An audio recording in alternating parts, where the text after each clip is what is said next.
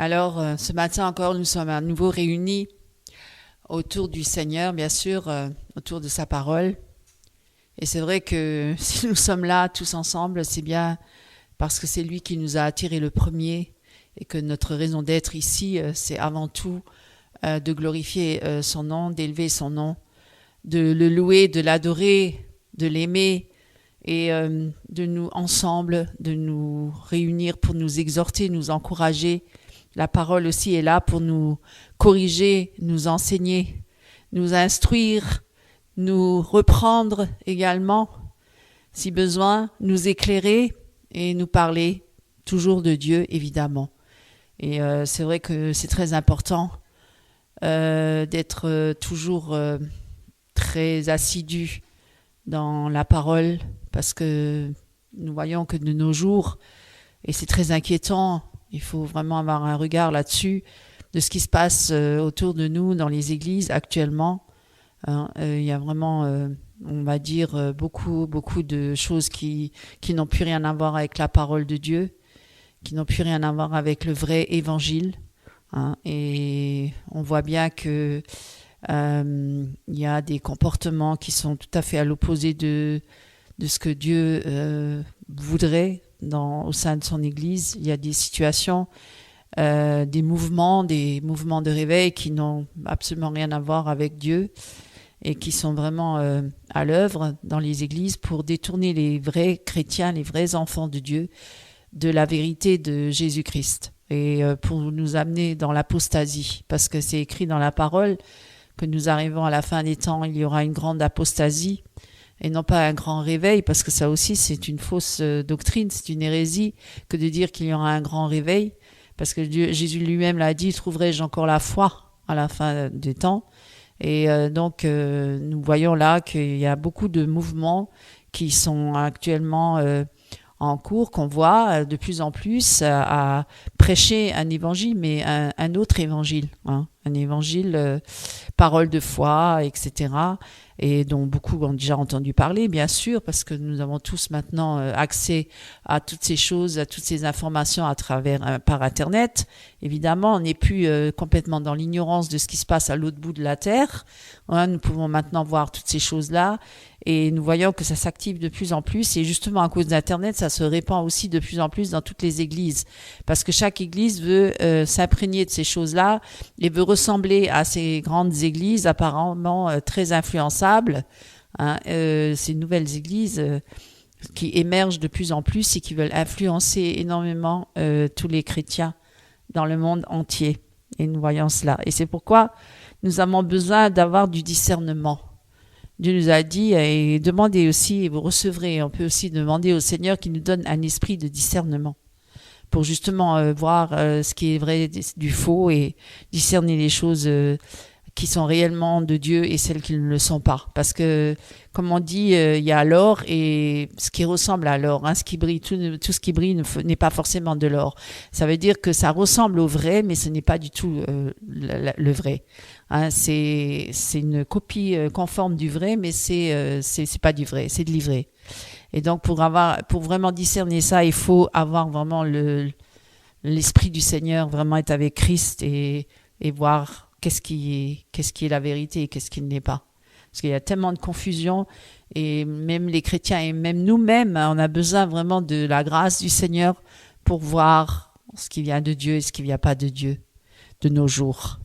Parce que l'ennemi est là, il agit de plus en plus, il est pressé, il a encore peu de temps, mais il va agir avec beaucoup de puissance et rapidement pour éloigner beaucoup de gens de la vérité, pour les faire tomber, pour faire chuter les chrétiens, pour les amener justement dans l'apostasie, les détourner du vrai Dieu vivant, pour les amener vers un faux Dieu, vers à adorer l'Antéchrist, parce que c'est ça, le but, c'est de se prosterner devant un faux Dieu, le Dieu qui, soi-disant, veut être le vrai Dieu, mais qui est un faux Dieu, qui est l'Antéchrist, qui est Satan. Donc, mes amis, vraiment, je vous invite à demander au Seigneur d'avoir un fin discernement spirituel pour justement faire face à toutes ces hérésies et toutes ces fausses doctrines qui vont se répandre de plus en plus et sont déjà très nombreux dans les églises, parmi le peuple de Dieu, parmi les chrétiens, et qui ont déjà fait tomber beaucoup, beaucoup de chrétiens. Hein. Et c'est pourquoi je vous invite vraiment à bien réfléchir là-dessus, à demander au Seigneur de nous garder de toutes les fausses doctrines, les hérésies, hein, de prier pour ça, de prier vraiment, Seigneur, garde-moi des hérésies, des fausses doctrines, donne-moi le discernement des esprits, donne-moi d'éprouver les esprits, de ne pas croire que chaque prophète ou chaque personne qui vient au nom de Dieu est forcément un envoyé du Seigneur et qui a un message venant du Seigneur. Il faut vraiment être clair là-dessus. Et de nos jours, c'est important. Il faut être vigilant, il faut prier sans cesse, hein, parce qu'on voit qu'à la fin du temps, et on est à la fin des temps, au fur et à mesure qu'on approche du retour du Seigneur, parce que beaucoup le disent, on voit bien tous les problèmes qu'il y a dans le monde et tous les conflits et les guerres et tout ce qui... C'est bien sûr qu'il y en a qui analysent ça par rapport à la parole de Dieu et réalisent qu'on est vraiment à la fin des temps. Et une grande partie du christianisme, justement, est de plus en plus sous influence et orientée de plus en plus à aller vers la formation de cette église apostate. Cette église apostate. Et elle est très grande, cette apostasie. C'est une église qui, en apparence, paraît belle et qui paraît être chrétienne, mais qui n'a que la façade, mais qui n'a rien à voir avec le vrai Seigneur, avec le vrai Christ. Elle est beaucoup satisfaite d'elle-même, elle est très imbue d'elle-même, elle est très hautaine, elle est très orgueilleuse. Elle est consciente de sa grandeur, de sa splendeur, elle est consciente aussi de sa richesse, de ça, hein, de tout ça, parce qu'il y a des églises de nos jours qui sont très grandes et des méga church et qui sont très belles et qui sont très influençables et influencées et influentes et qui ont cette belle apparence, hein, de piété, mais qui en renient vraiment la force et la puissance du Seigneur. Mais qui sont là pour montrer des belles œuvres et des belles prédications, des belles louanges, des belles apparences, vous voyez, très trompeurs, très séduisantes, qui pourraient attirer beaucoup de monde et qui attirent énormément de monde. Parce que l'homme a toujours cette tendance à regarder aux apparences et par la vue, par la chair et non pas par l'esprit. Et c'est vrai que si on regarderait réellement les choses par l'esprit, et qu'on se soumettrait pleinement à Dieu, eh bien, on verrait bien que ces églises-là, elles sont complètement fausses, mes amis. Parce que Jésus lui-même, il est venu, hein, et on l'a jugé, on l'a traité en disant... il est venu misérablement, hein, il n'est pas venu pour briller, il n'est pas venu assis sur un trône, il est Dieu sur le trône, mais dans le ciel, oui, dans ce monde spirituel invisible, mais sur la terre, charnellement, il n'était pas du tout venu comme un roi, il est roi, mais il est venu comme un simple homme, hein, habillé humblement, sans trop de bling bling comme on dit, hein, et tout, simplement, humblement, et on l'a pas considéré d'ailleurs, on l'a pris pour un fou, un faux prophète, et, on l'a crucifié, on l'a rejeté. Alors c'est pourquoi on voit bien que les hommes aiment beaucoup les belles apparences, la prestance, hein, la richesse, la gloire, etc. Et on le voit dans les églises, on le voit, et la gloire. Et c'est beaucoup centré sur l'homme. Mais c'est que centré sur l'homme et sur la réussite de l'homme, sur la réussite de ce qu'il fait, de ses œuvres, de ses bonnes œuvres, de ses belles œuvres, etc., etc. Et puis ça ressemble étrangement, et Dieu l'avait déjà averti, à l'église de Laodicée. Alors vous prenez avec moi dans Apocalypse chapitre 3, verset 14, où on lit où Dieu s'adresse à l'église de Laodicée, hein, et il écrit il écrit à l'ange de l'église de Laodicée: voici ce que dit l'Amen, le témoin fidèle et véritable, le commencement de la création de Dieu. Je connais tes œuvres, je sais que tu n'es ni froid ni bouillant. Puisses-tu être froid ou bouillant?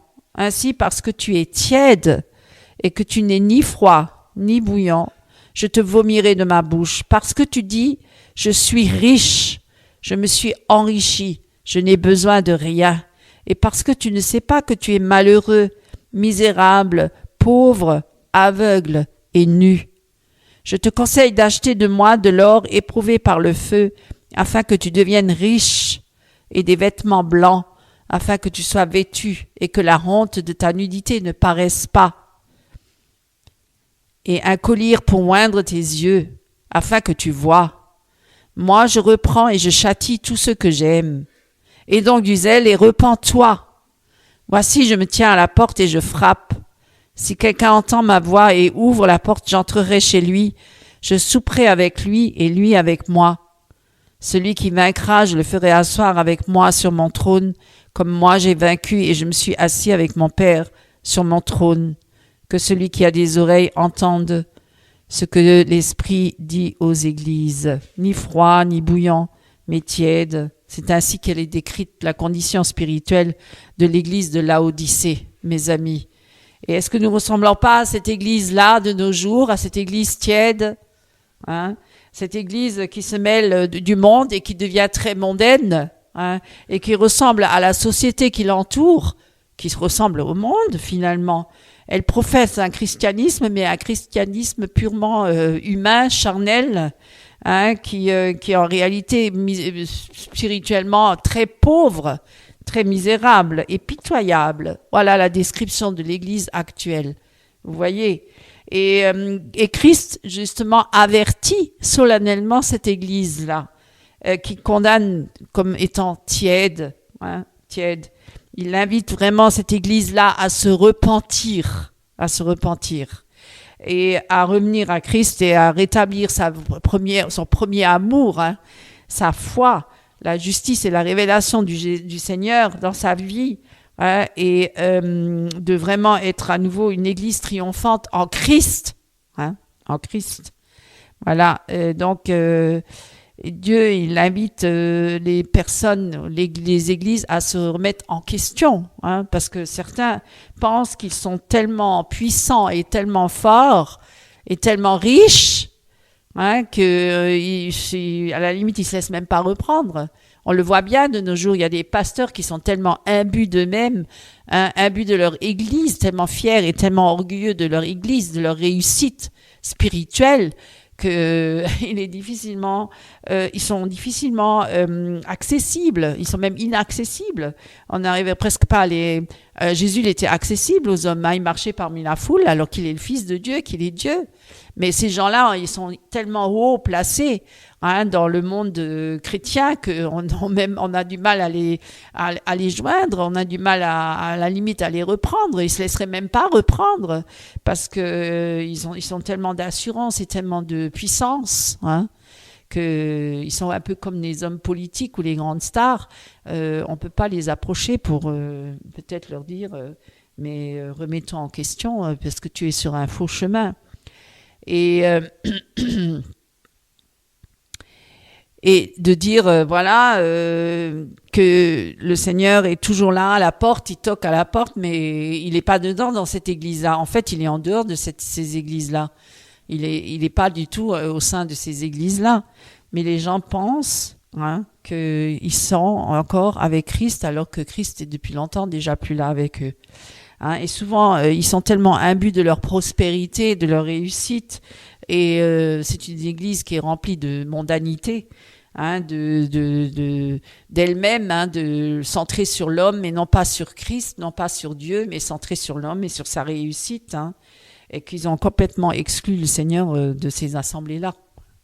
Vous voyez ? Et Jésus est là et toque à la porte, et toque, parce qu'il est toujours encore là pour avertir et pour dire revenez à moi, repentez-vous, hein, de votre tièdeur spirituelle, hein, de votre toute suffisance, et humiliez-vous devant moi et moi je viendrai à vous.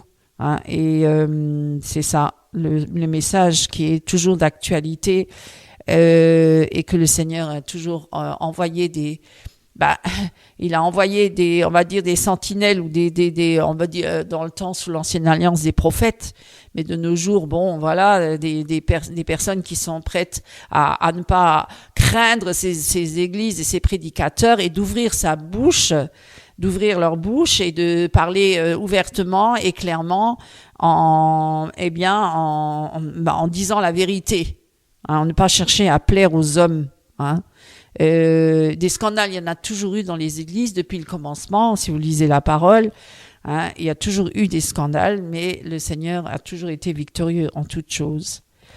Et donc, déjà, dans l'apôtre Paul, il avait déjà aussi remis en place certains dans l'Église en disant justement, faites attention, ne prêchez pas un faux évangile et tout ça. Et il parle prophétiquement lorsqu'il dit que comment sera le comportement des hommes dans les derniers temps. On peut le lire dans Timothée, hein, si vous voulez le prendre avec moi, dans 2 Timothée, verset 3, de 1 à 3, de Timothée. Alors, vous avez avec moi 2 Timothée 3, chapitre 3, verset 1 à 5, corruption des derniers jours. Sache que dans les derniers jours, il y aura des temps difficiles, car les hommes seront égoïstes, amis de l'argent, fanfarons, hautains, blasphémateurs, rebelles à leurs parents, ingrats, irréligieux, insensibles, déloyaux, calomniateurs, intempérants, cruels, ennemis des gens de bien, traîtres, emportés, enflés d'orgueil, aimant le plaisir plus que Dieu, ayant l'apparence de la piété, mais reniant ce qui en fait la force. Éloigne-toi de ces hommes-là. Alors, vous voyez que déjà, il a été averti à l'époque, déjà, Timothée, et les Écritures, la parole de Dieu ne nous manque pas de nous exhorter à rester fermes dans notre foi, justement afin d'éviter les dérapages qui nous guettent tous, hein, parce que tout le monde peut être influencé. C'est pourquoi nous devons d'autant plus nous attacher aux choses que nous avons entendues, de peur que nous soyons emportés loin d'elles. Vous voyez, à travers les siècles déjà, l'Église, elle était toujours coupable de négligence et d'indifférence dans ce domaine. Et bien souvent sous des influences néfastes de l'esprit du monde. Ça a toujours été le cas, et souvent, et ça l'est encore aujourd'hui. Hein, elle dévia toujours par rapport à un objectif ultime, c'est-à-dire c'est le ciel, là, notre objectif. Notre patrie, elle est céleste, elle n'est pas terrestre, vous voyez. Mais eux, ils cherchent déjà à régner maintenant, hein, le dominium, le Kingdom, pour dire que non, le royaume de Dieu, il est parmi nous et nous régnons déjà maintenant sur la terre. Hein, sur la terre. Ils pensent pas au ciel, ils pensent pas à leur vie avec Christ éternellement dans le royaume de Dieu. Eux, ils veulent déjà maintenant régner. Et souvent, alors, ils veulent s'adonner à tous leurs désirs propres, hein, leur égoïsme, en disant, les derniers jours, ils diront que c'est les fausses églises, hein, qui sont là, qui se propagent. Paul avertit les pasteurs, les églises, pour rester fidèles et demeurer fidèles à Christ. Hein. Et parce que oui, les hommes seront de plus en plus égoïstes, de plus en plus centrés sur eux-mêmes, hein, centrés sur leurs désirs, leur plaisir avant tout. Hein, chercher d'abord le plaisir avant tout. Une église de divertissement avant tout, qui envahit de nombreuses églises. Hein, le divertissement. Hein, il semble que de nos jours, le divertissement ou le spectacle dans les églises soit devenu maintenant le but ultime et même l'essence de ce qui nourrit l'église. Hein, les gens, ils viennent, pourquoi? La vision du peuple de Dieu maintenant, ça a complètement changé par rapport aux premiers chrétiens. Si vous regardez les premiers chrétiens, est-ce qu'ils étaient en train de se divertir dans les églises? Est-ce qu'ils étaient en train de préparer des spectacles, mes amis? Vous voyez bien que là, l'esprit du monde est bien rentré dans l'Église et a envahi les cœurs, hein, de beaucoup de chrétiens qui ne viennent plus pour adorer le Seigneur, ils ne viennent plus pour lui obéir ou grandir dans la foi, ils viennent parce qu'il y a un grand concert qui va avoir lieu, parce qu'il y a un grand prédicateur qui va venir dans la région où va y avoir beaucoup de miracles, de signes et de prodiges. Vous venez chercher votre miracle, où il y aura des manifestations surnaturelles, où on ira prier et adorer le Saint-Esprit. On va parler au Saint-Esprit, bonjour Saint-Esprit. Et puis on va surtout prêcher l'évangile de prospérité. Hein, c'est que dans les finances vous allez prospérer parce que voilà. Et plus vous donnerez, plus vous recevrez, etc. On est en train de manipuler le peuple de Dieu et le peuple de Dieu est complètement aveuglé. Il ne se rend même pas compte de ce qui lui arrive. Hein, voilà, il est complètement aveuglé, il est perdu parce qu'il ne connaît pas la parole, parce qu'il n'examine pas la parole, parce qu'il n'étudie pas la parole en profondeur et qu'il n'a pas le courage de se lever, hein, et de s'opposer à cette église-là émergente, hein, et influençable qui est une fausse église, une fausse doctrine, hein, l'église apostate. Voilà, qui n'a pas le courage de s'opposer à tout ce mouvement, à toute cette vague de corruption qui se propage de plus en plus dans les églises, et qui envahit les cœurs des chrétiens qui ne viennent plus pour adorer le Seigneur, mais pour adorer un homme, pour aduler un homme. On voit un homme sur une estrade, un one-man show devant des milliers de gens, et il regarde cet homme-là, et tout ce qu'il dit, c'est paroles d'évangile. Peu importe ce qu'il raconte, il raconte des histoires, n'importe quoi. Ils sont tous contents. Une femme qui arrive, prophétesse, qui prophétise, ils acceptent toute la prophétie, voilà, parce que c'est cette femme-là. On fait une publicité sur cette femme-là, et on adule, on adore presque ces hommes-là et ces femmes, On fait le culte de la personnalité, le culte du moi. On fait le culte de la chair, le culte de l'homme, et ce n'est plus le culte à Dieu, ça. Ce n'est plus l'adoration à Dieu, ça c'est l'adoration à l'homme. Mes amis, ouvrez les yeux, demandez le discernement et ayez le courage de vous lever et de vous opposer à tout cela. Et même si vous devez vous retrouver tout seul chez vous, mais oui, parfois on peut se retrouver dans le désert, parfois oui, on peut se retrouver dans des situations difficiles, mais le Seigneur, si vous êtes avec Dieu, Dieu est avec vous et Dieu ne vous abandonnera jamais. Vous voyez? Alors, ces gens-là, ils sont là pour vous divertir, pour vous détourner de Dieu. Parce qu'ils sont tellement dans le divertissement, et puis on fait des grandes rencontres, et puis on essaye de voir si on peut pas en même temps utiliser la parole de Dieu pour en faire un business. Et puis dans l'entrepreneuriat, on crée tous des entreprises maintenant. La plupart des pasteurs ont des actions maintenant dans toutes les entreprises. Ils ont déjà assuré leurs arrières jusqu'à leur retraite plus tard, d'être bien logés, et d'être bien riches et d'être très très riches, très très riches. C'est leur seule préoccupation. C'est ça. C'est d'assurer leurs arrières et d'avoir beaucoup d'actions dans beaucoup de domaines. Dans le monde, dans toutes les sortes d'entreprises qui prospèrent, et eux-mêmes ils font des créations d'entreprises, etc. Ils sont vraiment que dans ce business-là, et c'est leur Dieu, c'est pas Dieu Jésus-Christ, c'est le Dieu maman, mes amis, c'est le Dieu maman. Ouvrez les yeux. Et ils sont toujours en train de chercher pour divertir le peuple de Dieu. Ils sont toujours en train de chercher des nouveaux programmes. Ils sont continuellement en train de chercher des nouvelles méthodes pour divertir le peuple de Dieu, parce qu'il faut beaucoup divertir le peuple de Dieu. Le peuple de Dieu s'ennuie, mes amis. Il faut le divertir, il faut lui occuper l'esprit. Il faut le moderniser. Voilà, mon frère le dit, pour attirer l'Église, pour attirer les hommes à l'Église, pour que l'Église prospère, pour que l'Église devienne de plus en plus grande, qu'il y ait beaucoup de monde, etc. Parce que le pasteur et sa famille ont besoin d'argent pour tous leurs désirs, pour satisfaire tous leurs besoins charnels, et voilà, pour pouvoir voyager, aller partout dans le monde, prendre leurs jets privés, leurs avions privés, et puis aller dans les meilleurs hôtels comme les stars américaines. Voilà, c'est leur seule préoccupation. Donc, il faut beaucoup de nouveaux auditeurs, il faut beaucoup de personnes qui viennent pour remplir, pour donner l'argent, pour nourrir tout ce monde-là, parce que. Et alors, bien sûr, on va prêcher un évangile édulcoré. On va prêcher un évangile selon la démangeaison des oreilles des personnes pour leur plaire. Et pas pour dire la vérité.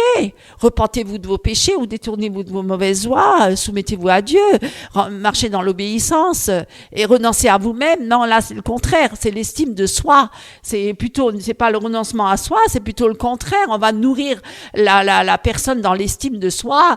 On va faire des séances de psychologie ou de psychiatrie ou tout ce que vous voulez, de yoga, etc. Toutes les méthodes nouvelles qu'on adopte, qui viennent aussi de l'Orient, bien sûr, qu'on mélange tout, al Kundalini, etc. Et puis pour amener les gens à être de plus en plus esclaves, bien sûr, mais ils ne se rendent pas compte qu'ils sont esclaves de toutes ces méthodes-là qui sont purement diaboliques, mais de dire oui, l'estime de soi, il faut s'estimer, il faut s'aimer soi-même pour pouvoir aimer son prochain, etc. Mais alors que c'est tout à fait à l'inverse, qu'il faut renoncer à soi et porter sa croix pour marcher avec Christ, pour aller marcher à l'opposé de ce monde.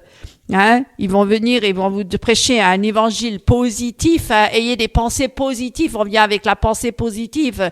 Ce que vous désirez, tout ce que vous désirez dans votre être. Je veux une grande maison, je veux ceci. Vous l'aurez, vous l'obtiendrez parce que vous avez vos pensées qui vont s'aligner sur ce projet. Hein, les pensées de la parole de foi, les pensées positives. Hein, c'est ça ce qui prêche, mes amis. Ouvrez les yeux, c'est un faux évangile. Ce sont des faux pasteurs, ce sont des faux prédicateurs. Hein, et il faut avoir le courage de le dire, il faut avoir le courage de se lever pour le dire, mes amis, parce que nous aurons beaucoup d'ennemis à cause de ça, bien sûr, forcément. Tout le monde ne sera pas d'accord avec nous. On n'était déjà pas d'accord avec Jésus et les apôtres. C'est pour ça qu'on les a crucifiés, puisque Jésus il est venu pour dénoncer les œuvres des ténèbres et justement dénoncer les mauvaises actions de tous ces grands prédicateurs à l'époque qui étaient les pharisiens. C'est pour ça qu'ils étaient tellement irrités et tellement outrés, parce que cet simple homme qui venait d'où? De Jérusalem, de Bethléem, non c'est d'où, qu'est-ce qu'il était? Fils de quoi? De charpentier. Il n'était même pas un lévite qui avait fait des grandes études. Il était rien du tout. Là, il venait d'un petit village inconnu. Il venait là avec une simple tenue, des sandales aux pieds. Mais qu'est-ce qu'il veut nous apporter, celui-là? Qu'est-ce qu'il veut nous apprendre? Alors qu'il est le Fils de Dieu. Vous voyez? Faut pas se fier aux apparences. Aujourd'hui, on adule les gens qui sont remplis de richesses, hein, et qui sont là et qui ont des belles paroles. Ils font même des séances de comment bien prêcher, hein, être un érudit pour pouvoir impacter l'assemblée. Hein. Ils vont faire des cours, hein, de rhétorique, de linguistique pour bien parler, bien remuer leur langue, bien savoir ouvrir leur bouche. Vous voyez, c'est pas du tout être soumis au Seigneur. Donc, mes amis, on pourrait en parler très longuement. Je vais abréger aujourd'hui je vais arrêter là parce que j'en ai pas fini avec ça. On va en parler encore et toujours encore, hein, jusqu'à la fin, jusqu'au retour du Seigneur, pour prévenir et avertir le peuple de Dieu. Mes amis, n'ayez pas peur d'ouvrir les yeux, de regarder de près ce qui se passe dans vos églises, au sein de vos assemblées, de vous lever, même d'avertir peut-être même le pasteur. Qui je suis, moi? Je suis rien dans l'église, je suis qu'une petite... N'ayez pas peur, n'ayez pas crainte. Ne craignez pas les hommes. Ne craignez pas les hommes. Ayez la crainte de Dieu. C'est beaucoup plus important. Hein? Parce que c'est quand même le Seigneur qui est le souverain maître de toutes choses. C'est lui qui règne dans tout l'univers. C'est lui qui est assis sur le trône. L'homme n'est rien, l'homme n'est que poussière. N'ayez pas peur des hommes. Ne craignez pas les hommes, même s'ils sont des grands prédicateurs dans les églises. Vérifiez dans la parole toujours ce que votre pasteur ou le prédicateur qui est en visite ou qui que ce soit, vérifiez ce qu'il prêche, si c'est réellement conforme à la parole. Ils doivent être regardés dans leur vie, comment ils vivent réellement, ce qui se passe réellement dans leur vie. Est-ce qu'ils sont réellement avec Christ ou est-ce qu'ils sont là en train de compter leur argent là tous les jours? Ah, aujourd'hui j'ai encore gagné tant et tant. Ou aujourd'hui j'ai le succès et la gloire. Ou est-ce que je vais au cinéma, je vais au théâtre toute la semaine, je fais comme tous les gens du monde, je voyage, je vais à droite à gauche, je dépense tous les sous que les ouailles me donnent tous les dimanches. Moi je le prends et puis je fais la belle vie avec ça. L'argent normalement était destiné pour les pauvres, c'était pas destiné pour le pasteur à l'époque des chrétiens, les premiers chrétiens. Hein? Ouais, ils ont qu'à d'aller travailler tous ces gens-là, parce qu'il y en a combien qui travaillent pas, hein, et qui sont là en train d'attendre qu'on leur envoie leurs dons. On voit leur site là, ils ont tous envoyé des dons, et c'est pas des petites sommes, hein, ça commence déjà parfois très haut. Hein. C'est pas juste 1 euro, hein. C'est pas envoyer 1 euro, c'est pas suffisant. Mais c'est envoyer, on va dire 1 000 euros, il commence par 1 000 euros, et après dire, on va mettre 10 000 euros, et puis voilà, au-delà, même si vous voulez, faites des gros chèques, c'est pas grave. C'est une abomination, mes enfants, c'est une abomination. C'est une abomination. Et leur préoccupation pour continuer tous ces divertissements et d'avoir un très bon spectacle et d'avoir le meilleur spectacle, encore mieux que l'autre église, encore mieux que pour montrer qu'on est une église vraiment merveilleuse où tout se passe merveilleusement bien. On va investir dans beaucoup de matériel, hein, dans la sono, etc., dans les projecteurs, etc., les meilleures qualités et tout ça pour l'activité, pour ne rien négliger. On prend la technologie la plus à la pointe, hein, techniquement être bien et tout ça. Et alors, on se préoccupe pas du tout, mais c'est pas ça la préoccupation. La préoccupation, ce serait de se préoccuper du meilleur prédicateur qui prêche le vrai évangile. Hein? Mes amis, je vais m'arrêter là pour aujourd'hui. On va dire à suivre dans un prochain épisode. Que le Seigneur vous bénisse. Amen. Bonjour mes frères et sœurs en Christ. Ce matin, je vais vous lire le psaume 90 qui me tient à cœur. Amen. Seigneur, tu as été pour nous un refuge, de génération en génération, avant que les montagnes fussent nées et que tu eusses créé la terre et le monde, d'éternité en éternité. Tu es Dieu. Tu fais rentrer les hommes dans la poussière, et tu dis, Fils de l'homme, retournez, car 1000 ans sont à tes yeux comme le jour d'hier, quand il n'est plus, et comme en une veille de la nuit. Tu les emportes semblables à un songe, qui le matin passe comme l'herbe. Elle fleurit le matin et elle passe. On la coupe le soir et elle sèche. Nous sommes consumés par ta colère et ta fureur nous épouvante. Tu mets devant toi nos iniquités, et à la lumière de ta face nos fautes cachées. Tous nos jours disparaissent par ton courroux. Nous voyons nos années s'évanouir comme un sang. Les jours de nos années s'élèvent à 70 ans, et pour les plus robustes à 80 ans. Et l'orgueil qu'il en tire n'est que peine et misère, car il passe vite, et nous nous envolons. Qui prend garde à la force de ta colère et à ton courroux? Selon la crainte qui t'est due, enseigne-nous à bien compter nos jours, afin que nous appliquions notre cœur à la sagesse. Reviens, Éternel, jusqu'à quand? Aie pitié de tes serviteurs, rassasie-nous chaque matin de ta bonté, et nous serons toute notre vie dans la joie et l'allégresse. Réjouis-nous autant de jours que tu nous as humiliés, autant d'années que nous avons vu le malheur. Que ton œuvre se manifeste à tes serviteurs, et ta gloire sur leurs enfants. Que la grâce de l'Éternel notre Dieu soit sur nous. Affermis l'ouvrage de nos mains. Oui, affermis l'ouvrage de nos mains. Amen et Amen. Merci, frères et sœurs en Christ. Amen. Alors bonjour, chers frères et sœurs en Christ, chers amis, chers invités et chers internautes. J'ai intitulé le titre de cette prédication « Les 4 puissantes vérités de notre salut en Jésus-Christ ». Oui, j'ai bien dit « puissante vérité de notre salut en Christ ». Il existe dans le monde beaucoup de mouvements religieux, des sectes, des mouvements spirituels. Ça peut être des mouvements qui sont issus du bouddhisme.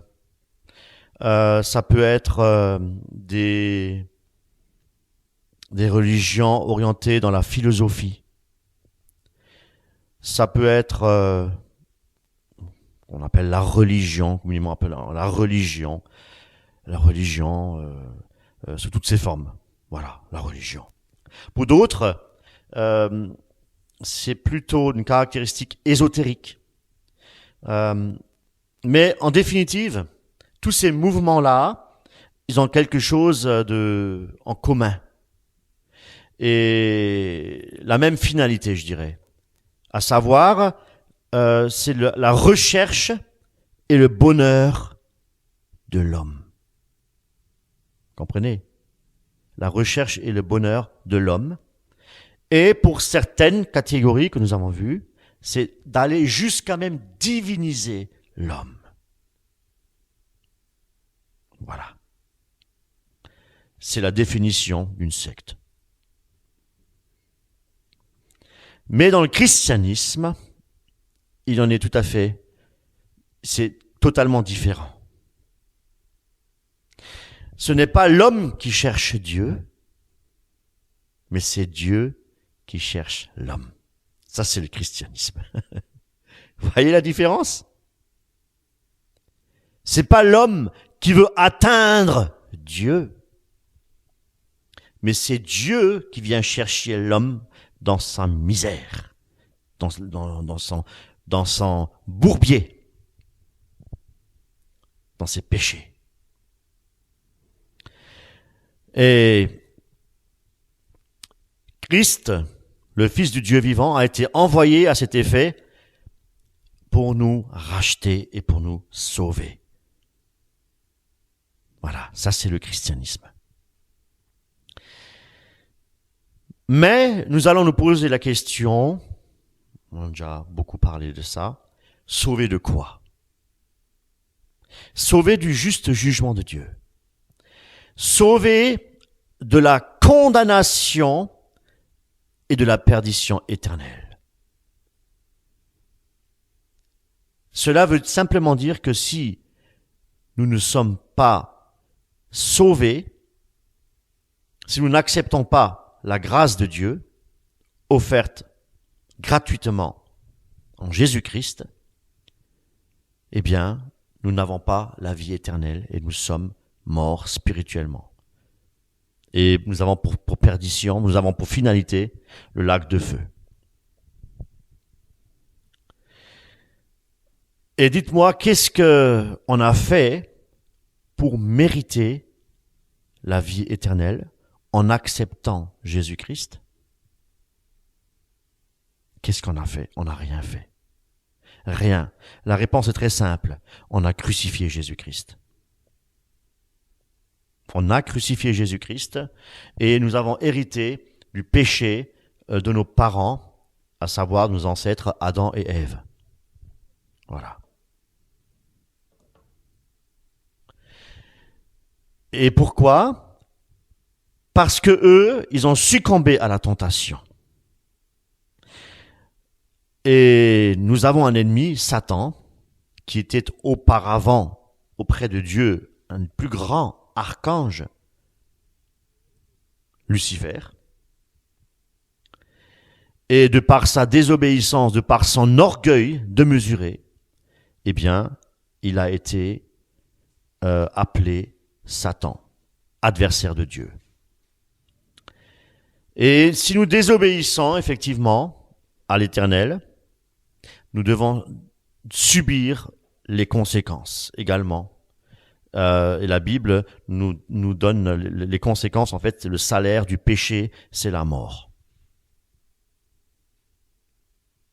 Romains chapitre 5, verset 12, il est dit: c'est pourquoi, comme par un seul homme le péché est entré dans le monde, et par le péché la mort, et qu'ainsi la mort s'est étendue sur tous les hommes parce que tous ont péché. Et c'est aussi pour cette raison, mes amis, qu'il n'y a pas un seul juste sur cette terre. Pas un seul juste, et le péché est entré dans le monde, et également, la conséquence, la malédiction. Voilà pourquoi l'humanité toute entière est condamnée à une perdition éternelle, dans les ténèbres et loin de Dieu. Pourquoi? Parce que la lumière est inaccessible. Parce qu'il y a, la parole de Dieu nous dit, il n'y a rien de commun entre la lumière et les ténèbres. Et de ce fait, nous avons besoin d'un sauveur et Seigneur, à savoir Jésus-Christ. Et c'est pourquoi j'ai intitulé le message, cette prédication, les 4 puissantes vérités de notre salut en Jésus-Christ. Alléluia. Voici pour l'introduction. La première vérité, c'est que nous sommes tous condamnés. C'est pourquoi nous ne pouvons absolument rien faire pour être sauvés. Aucune œuvre, la plus belle qu'elle puisse être, ne nous sauvera. Aucune. Alors comprenez pourquoi j'ai introduit ma prédication en énumérant justement les religions et les philosophies, parce que l'homme cherche Dieu. Parce que l'homme cherche Dieu pour quelle raison? Pour son épanouissement personnel et égoïste. Parce qu'il n'a pas la vie de Dieu en lui. Comprenez bien. Et non pas pour le salut de son âme. Parce qu'il n'a pas reçu la révélation de Dieu.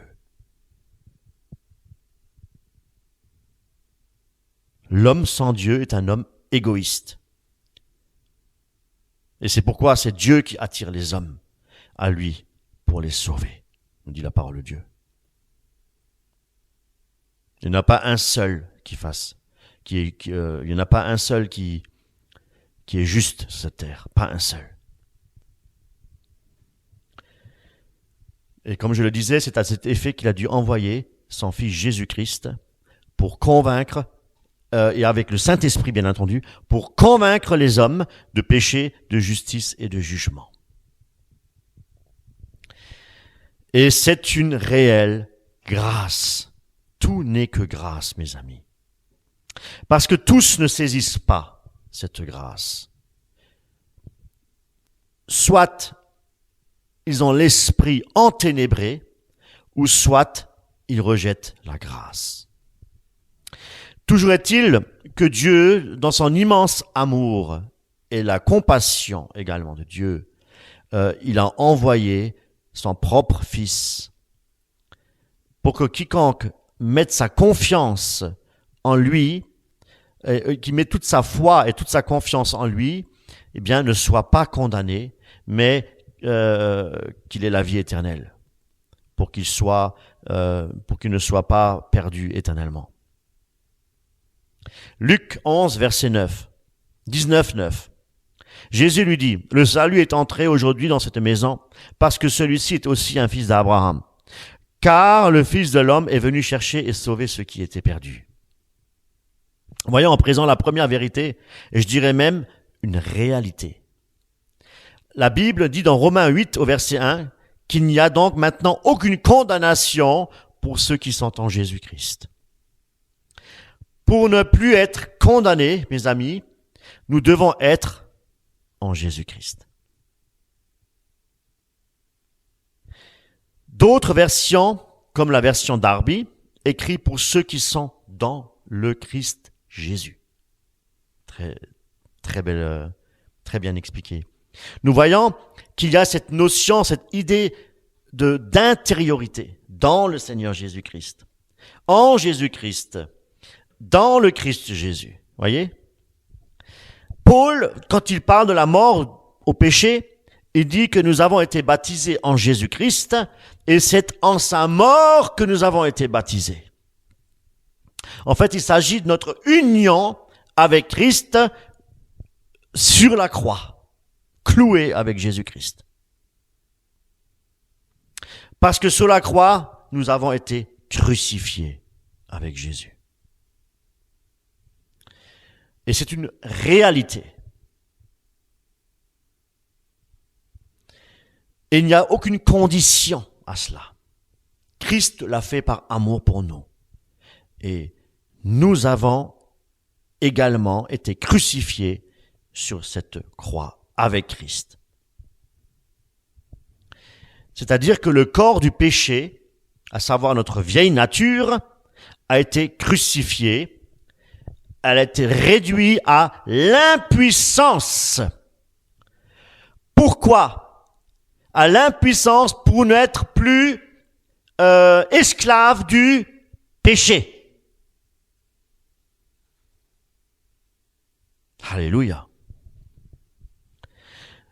Cela veut dire tout simplement qu'il n'y a plus aucune condamnation pour ceux qui sont en Christ. Donc le péché ne nous condamne plus. Parce que nous avons été crucifiés avec Christ sur la croix. Il a pris notre condamnation. Nous avons été affranchis pour être libres du péché. Et ça, mes amis, c'est une merveilleuse nouvelle. Nous sommes affranchis en Jésus-Christ. Et qu'est-ce que vous avez fait pour cela? je le répète, qu'est-ce que vous avez fait pour cela? Rien. Rien. Parce que Christ est venu vous chercher dans votre misère.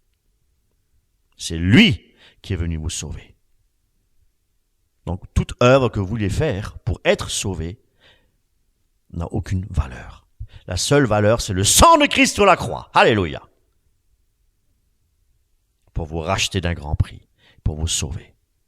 Être en Jésus-Christ, mes amis, c'est faire dire qu'il est notre Seigneur. Il n'est pas que notre Sauveur, il est également notre Seigneur. Nous avons été attirés par Christ pour vivre en lui. C'est-à-dire dans l'unité, dans l'union avec Christ, en lui.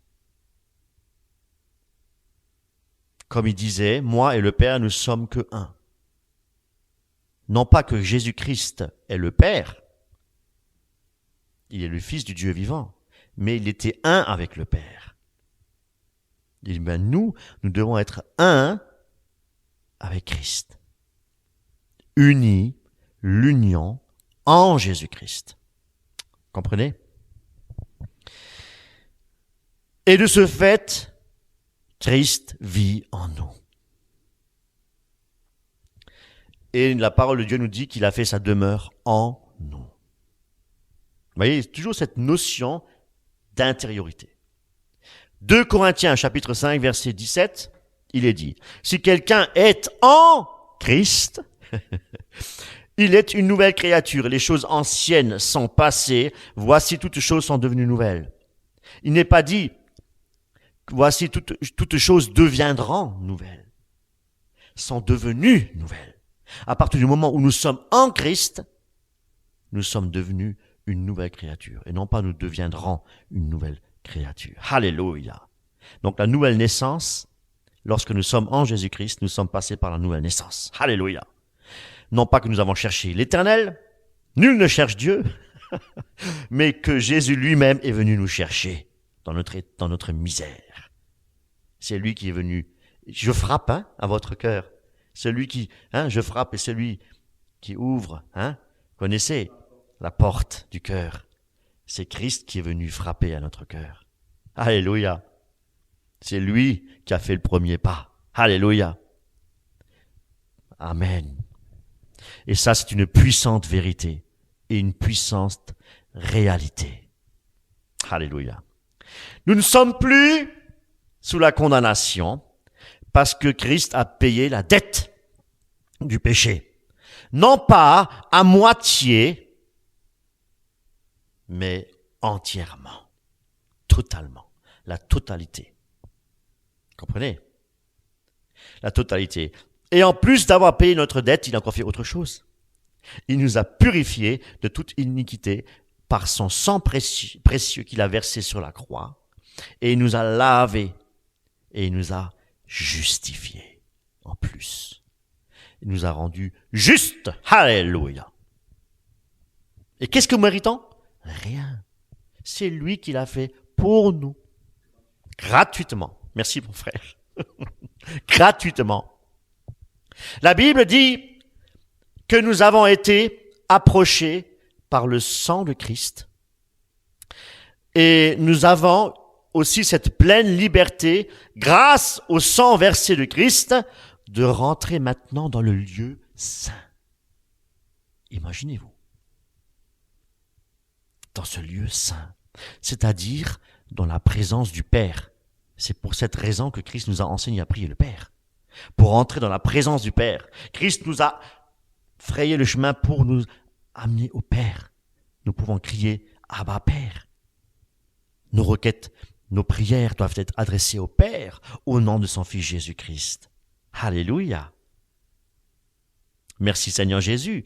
Louange, adoration et la gloire revient à Jésus-Christ, son Fils unique. Nous pouvons louer le Seigneur, nous pouvons adorer le Seigneur Jésus-Christ. Merci Seigneur. Proclamer Jésus-Christ, alléluia. Mais nos requêtes, nos prières doivent être adressées à son Père. dans le nom de son Fils Jésus-Christ, par l'action et la puissance du Saint-Esprit. Voilà la vérité biblique. Alléluia.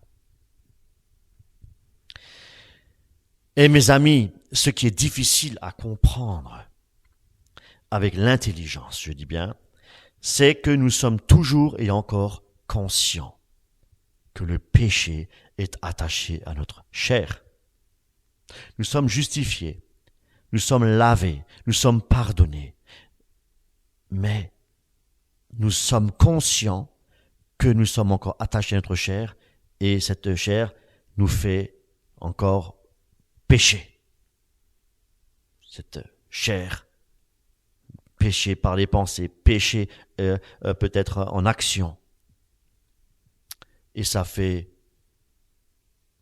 attriste le Saint-Esprit et ça nous fait aussi souffrir.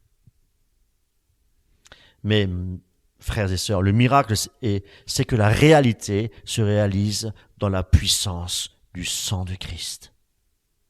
Sans effusion de sang, il n'y a pas de pardon, nous dit Hébreu. Alléluia. Eh bien, le miracle réside dans le sang de Jésus-Christ, mes amis. Et aujourd'hui, on ne parle plus du sang de Christ. Le sang du Christ. La puissance est dans le sang de Jésus-Christ. Alléluia. Le sacrifice vivant, l'agneau immolé. Amen. Le sang de Jésus. Et non pas dans les sentiments, dans les pensées qui nous accusent. Comprenez? La puissance, elle est dans le sang de Christ. Et elle n'est pas dans les pensées qui nous accusent. N'oublions pas que nous avons un adversaire, et c'est la réalité, l'accusateur de nos âmes. Il vient pour nous accuser. Mais le sang de Christ est une réalité qui nous efface le péché. Amen. Cependant, comme je disais, le miracle par la foi, c'est la réalité de la puissance et aussi l'efficacité du sang de Jésus-Christ. Pourquoi? Pour nous purifier et pour nous sanctifier, nous mettre à part pour obéir à Dieu. Et quand nous avons attristé le Saint-Esprit à cause de nos péchés, nous avons cette grâce, mes amis, d'avoir un avocat auprès du Père. Alléluia. Et si nous confessons nos péchés et nous abandonnons nos péchés, eh bien notre communion avec le Père est à nouveau rétablie. Donc nous devons avoir une communion avec le Père dans la prière. Alléluia. Et notre avocat, c'est Jésus-Christ, qui plaide notre cause. Et il dit quoi? Oui, peut-être Satan t'accuse parce que tu as péché. Mais Jésus est un avocat. Et Jésus dit, j'ai payé sur la croix de Golgotha pour te libérer et t'affranchir et te rendre libre au travers de mon sang précieux. Va et ne pêche plus. Comprenez, mes amis, que être délivré de la condamnation éternelle ne veut pas dire qu'on échappe à la responsabilité de rendre des comptes des péchés qu'on a commis. Il est aussi dit dans Galates au chapitre 6-7, ce qu'un homme aura semé, il le moissonnera aussi. Et cela devrait effectivement nous donner plus de crainte devant Dieu, pour ne plus pécher, de résister au péché, de fuir le péché même s'il le faut. C'est vrai, on est délivré de la condamnation éternelle, mais on n'est pas délivré de la correction du châtiment de Dieu. Parce que Dieu a dit, je châtie celui que j'aime.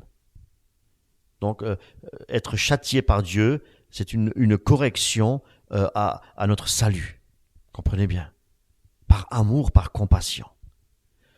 Et la parole de Dieu nous dit aussi qu'il frappe de la verge tous ceux qu'il reconnaît pour ses fils. Frères et sœurs, le châtiment de Dieu, la correction de Dieu prouve son amour envers nous. Et pourquoi? Parce que Dieu, je le répète, il veut quoi? Votre bien. Nous sommes les enfants de Dieu et Dieu veut que nous soyons obéissants, responsables, et il veut également que nous soyons enracinés dans son amour.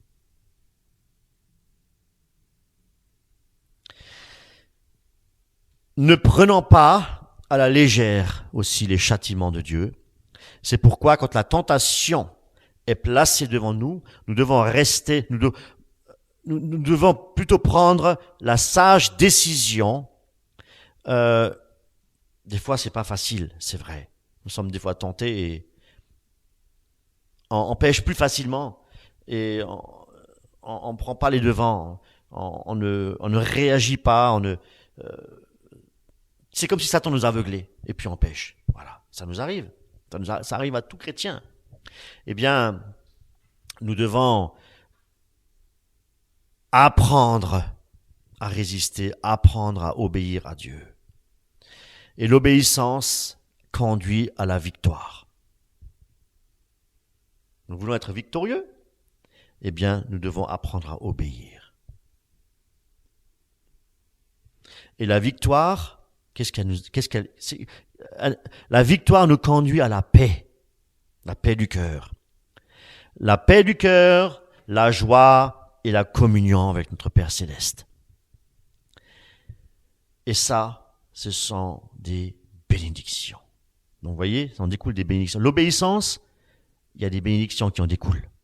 La joie, la paix, le bonheur, la communion avec notre Père Céleste. Et si nous chutons, la malédiction, la colère de Dieu et le châtiment de Dieu nous attend. Notre âme est angoissée et nous perdons également la communion avec notre Père. Et parce qu'on a attristé le Saint-Esprit. On le ressent. Oh, mais nous devons venir tout de suite au Père. Tout de suite et pas attendre. Plus nous attendons, plus le diable fera son travail. Parce que son but, c'est de nous éloigner de la communion avec notre Père Céleste et avec son Fils Jésus-Christ. Mais le Seigneur, dans son amour, son travail consiste à garder notre cœur, à nous parler par son Esprit Saint dans notre cœur, pour nous attirer de nouveau à lui, pour nous repentir. Il fera tout pour que nous revenons à lui, dans la repentance. Et il placera peut-être même l'adversité en face de nous pour que nous nous repentions. Dieu fait ce qu'il veut.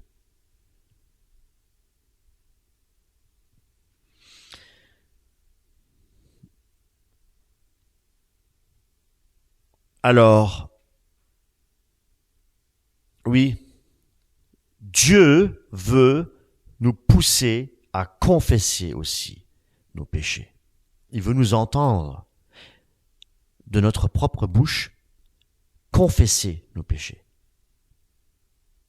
Et il veut nous pardonner. Il veut nous pardonner. Malheureusement, si on aime encore le péché et si on pratique encore le péché, sans vouloir être libéré, et malgré cela, nous fréquentons assidûment les cultes le dimanche matin, nous devrions à ce moment-là nous inquiéter. Nous inquiéter pour savoir si nous sommes réellement sauvés, réellement nés de nouveau. Si nous péchons volontairement, sans arrêt, et que notre conscience même ne nous condamne plus, et que ce que nous faisons, nous trouvons ça tout à fait normal, eh bien, il y a un sérieux problème. Je ne veux pas dire que nous sommes perdus, non. Mais Dieu peut utiliser des moyens qui nous pousseront à la repentance, bien entendu, mais peut-être par un grand châtiment. Parce que Dieu ne veut qu'aucun ne périsse, mais car tous arrivent à la C'est pourquoi nous devons prier le Seigneur de nous garder notre conscience et de tout de suite venir à lui, voyez, tout de suite venir, nous a empêché tout de suite de revenir à lui, tout de suite à notre Père Céleste, tout de suite de revenir à lui. Il est fidèle et bon et juste pour nous pardonner. Amen. Et par contre, s'il nous arrive encore de pécher occasionnellement ou peut-être accidentellement, à cause de notre faiblesse de la chair, Christ nous purifie de toute iniquité et il ne nous condamne pas. Il ne nous condamne pas. La deuxième puissante vérité de notre salut en Jésus-Christ, c'est notre justification. La justification, qu'est-ce qu'elle fait? Elle nous libère, et cela d'une manière définitive. De quoi? De l'esclavage, du péché et aussi du châtiment de la mort. Grande est la justification de Dieu. Dieu nous justifie. Je le répète, de l'esclavage du péché et aussi du châtiment de la mort, parce que Christ a payé pour nous sur la croix. Voilà pourquoi la justification est grande. Qui est glorifié dans cette histoire? Nous? Non, notre Seigneur Jésus-Christ. Alléluia. C'est le seul qui mérite toute la gloire et toute l'honneur. Mais ça ne veut pas dire que nous n'aurons plus à lutter aussi contre le péché. Mais nous aurons la victoire sur le péché si nous restons attachés à Jésus-Christ. Romains 4, verset 24. Jésus, notre Seigneur, a été livré pour nos fautes et a été ressuscité pour notre justification. Vous voyez, il a été ressuscité pour notre justification. Pas de résurrection, pas de justification. Et si nous disons que nous avons été justifiés, nous pouvons dire que Jésus-Christ est ressuscité des morts. Nous le croyons. Et si vous croyez que Jésus-Christ est ressuscité des morts, c'est que aussi, quelque part, Dieu vous dit que vous êtes justifié. Et vous le croyez. Je suis justifié parce que je crois que Jésus-Christ est ressuscité des morts. Dites-moi, est-ce que votre voisin croit que Jésus-Christ est ressuscité des morts? On ne le sait pas. Mais il y en a beaucoup qui ne croient pas. Donc, ils n'ont pas été justifiés. Et si vous croyez que Jésus-Christ a été ressuscité des morts, vous pouvez être certain que vous avez été justifié. Parce que c'est le Saint-Esprit qui vous l'a révélé. Au nom de Jésus-Christ de Nazareth. Amen.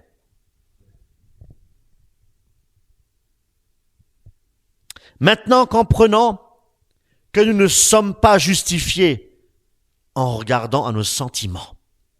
Là aussi, il y a quelque chose à dire. Et pourquoi? Tout simplement parce que nos sentiments peuvent changer en fonction de ce que nous vivons tous les jours. Alors, c'est pour vous dire, on ne peut pas se sentir justifié. Nous sommes justifiés. Ça ne dépend pas de nous. Nous sommes justifiés en Jésus-Christ. On n'a pas à se sentir justifié.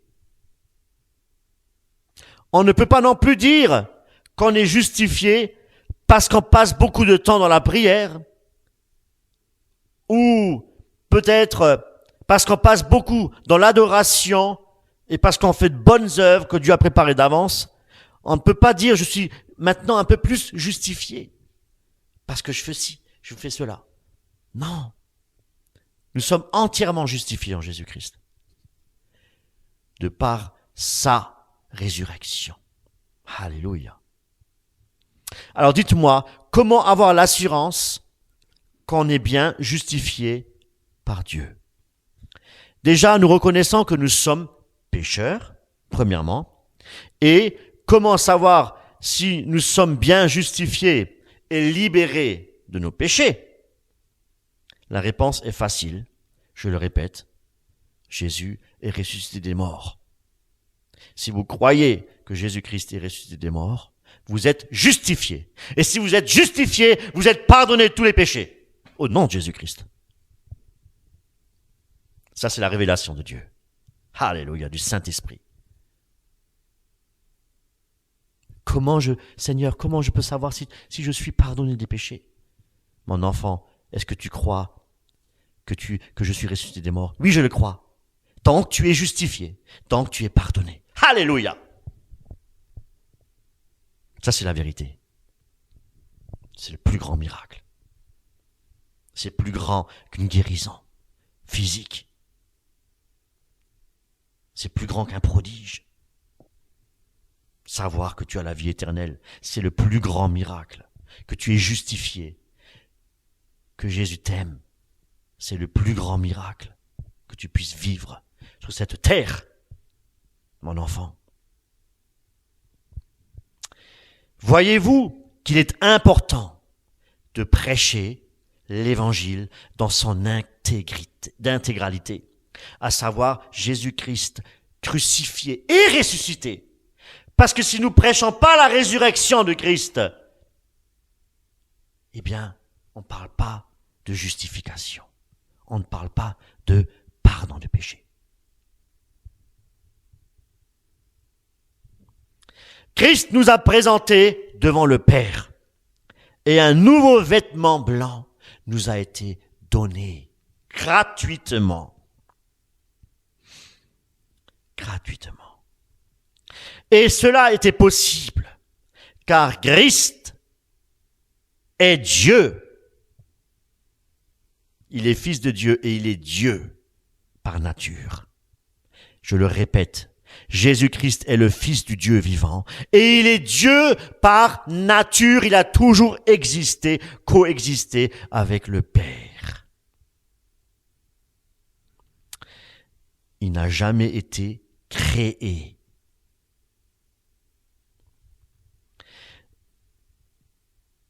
Et il s'est substitué.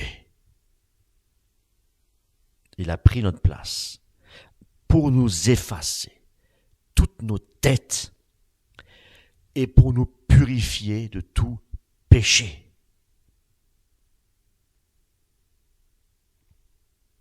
Alléluia. Si Jésus-Christ était créé, si Jésus-Christ était une créature de Dieu, il n'aurait jamais pu verser son sang sur la croix. Jamais nous aurions pu être sauvés.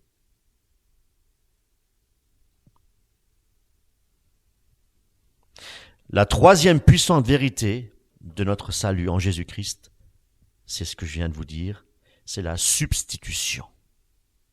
Pris notre place. Frères et sœurs, comprenons que sans Christ, nous sommes encore dans nos péchés. Donc, si nous sommes encore dans les péchés, nous sommes encore sous la condamnation de la loi. Ce que sont les Juifs actuellement, qui n'ont pas reconnu Jésus, mais qui attendent un faux Messie. Nous savons qui c'est. L'Antichrist. Et comme la loi n'a pas le pouvoir de nous rendre justes, elle ne peut que nous condamner. Comprenez? La loi nous condamne parce que nous ne pouvons pas être justes sans Christ. Donc c'est terrible pour tous ceux de notre entourage, avec ceux avec qui nous travaillons, que nous côtoyons régulièrement tous les jours, s'ils n'ont pas Christ comme Seigneur et Sauveur. C'est triste. Ils sont déjà condamnés. Ils sont déjà sous l'emprise de la malédiction de Dieu et sous la colère de Dieu. Dans l'attente de quoi? D'un terrible jugement à venir. Certes, ils ont peut-être une très belle maison, une très belle voiture, un foyer heureux, des enfants scolarisés, tout marche très très bien, mais ils sont morts spirituellement. Et leur fin, c'est l'attente du terrible jugement à venir. Parce qu'ils n'ont pas accepté la grâce. La loi n'a pas le pouvoir de sauver qui que ce soit. Si nous ne sommes pas sous la grâce, nous sommes sous la loi. Condamnés. Et la loi n'a aucun pouvoir de sauver qui que ce soit. Mais au contraire, la loi, elle révèle les péchés et les imperfections, parce que la loi, c'est la puissance du péché. Je le répète, la loi, c'est la puissance du péché. Alors, qu'est-ce qu'il faut faire? Tournons nos regards vers Christ. Parce que il est lui le seul de tous qui a accompli parfaitement la loi de Dieu. C'est le seul qui a accompli parfaitement, sans faillir, à la loi de Dieu. Et c'est pourquoi il s'est substitué à nous pour nous affranchir du péché qui nous mène à la mort et pour nous offrir gratuitement, sans faire de commerce, la vie éternelle et la résurrection des morts. Et grâce à cette nouvelle vie de résurrection qu'il nous a donnée gratuitement, eh bien, la justice de la loi est accomplie en nous. Elle est accomplie en nous pour, écoutez bien, ne plus marcher selon la chair, mais pour marcher selon l'esprit.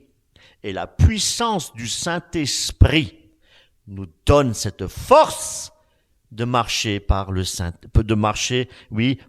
selon l'esprit. Alléluia. C'est pourquoi la quatrième puissante vérité de notre salut en Jésus-Christ, c'est quoi? C'est notre sanctification. Voilà. Il faut comprendre que Dieu nous a lavés, purifiés, sanctifiés et libérés du péché, non pas pour agir maintenant comme nous voulons, comme bon nous semble, mais plutôt au contraire, il nous a donné tout cela pour le servir, pour agir selon sa volonté. Amen. Dieu ne nous a pas rachetés et sanctifiés pour continuer à vivre dans le péché, mais au contraire, de faire mourir maintenant les péchés, notre vieille nature charnelle, pour ne plus marcher selon les désirs de la chair, mais pour marcher selon le Saint-Esprit, selon l'Esprit. Nous ne sommes plus sous la loi, mes amis, pour pratiquer les œuvres dans l'espoir d'être sauvés. Mais parce que nous sommes sauvés, nous pratiquons les œuvres que Dieu a préparées d'avance. Premièrement, parce que nous ne sommes plus, mes amis, sous la condamnation de la loi. Nous ne sommes plus. Deuxièmement, parce que Dieu nous a justifiés. Troisièmement, nous avons vu, parce que Christ, le Fils du Dieu vivant, s'est substitué à notre place et pour nous affranchir de la condamnation du péché. Et quatrièmement, parce que Christ nous a sanctifiés. Grâce à tout cela, bien nous pouvons pratiquer les bonnes œuvres que Christ a préparées d'avance. Et ce sont des œuvres de l'esprit que nous devons accomplir et pratiquer et non plus les œuvres de la chair. Et le Saint-Esprit nous rendra capables de triompher de la chair. Amen. C'est le rôle du Saint-Esprit aussi de nous conduire en toute la vérité et de nous rendre capables de marcher selon l'Esprit. Merci Père Céleste pour le Saint-Esprit que tu nous as donné. Merci Seigneur Jésus pour le Saint-Esprit que tu nous as donné. Parce que l'Esprit du Saint-Esprit vient de Jésus-Christ et du Père. Et je terminerai avec un puissant passage des Écritures, très puissant passage des Écritures, qui résume en quelque sorte toute ma prédication. Romains 8, versets 1 à 4. Il n'y a donc maintenant aucune condamnation pour ceux qui sont en Jésus-Christ, qui ne vivent pas conformément à leur nature propre, mais conformément à l'Esprit. En effet, la loi de l'Esprit qui donne la vie en Jésus-Christ m'a libéré de la loi du péché et de la mort. Car ce qui était impossible à la loi, parce que la nature humaine la rendait impuissante, Dieu l'a fait. Il a condamné le péché dans la nature humaine en envoyant à cause du péché son propre Fils dans une nature semblable à celle de l'homme pécheur. Ainsi la justice réclamée par la loi est accomplie en nous qui vivons non conformément à notre nature propre, mais conformément à l'Esprit. Mes amis, et je dis que toute la gloire revient à notre grand Dieu d'Israël, notre Père céleste et à son Fils Jésus-Christ. Soyez richement bénis et Dieu voulant, dimanche prochain. Amen.